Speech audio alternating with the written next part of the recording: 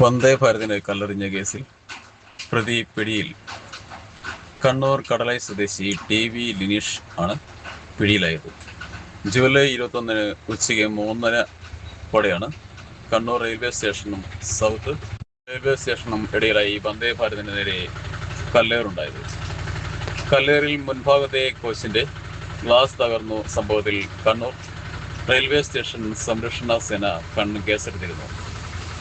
അന്വേഷണത്തിന്റെ ഭാഗമായി നിരവധി CCTV ദൃശ്യങ്ങൾ ഉൾപ്പെടെ RPF, railways police, Kannur city police എന്നിവരുടെ നേതൃത്വത്തിൽ ഇതിനകം പരിശോധിച്ചിരുന്നു.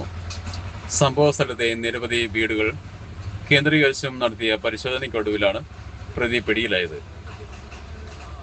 റെയിൽവേ ട്രാക്കിന് സമീപമുള്ള ഒരു ഒഴിഞ്ഞ വീട്ടിൽ മദ്യപിച്ചവരെ ചോദ്യം ചെയ്തതോടെയാണ് സംഭവത്തിൽ ചുരുളഴിഞ്ഞത്. മദ്യപാനത്തിനിടയിലുള്ളതായ വാക്തർക്കത്തിനൊടുവിൽ കുപിതനായ പ്രതി പുറത്തുപോയി ട്രെയിനെ കല്ലെറിയുകയായിരുന്നു എന്നാണ് പോലീസിന്റെ മൊഴി.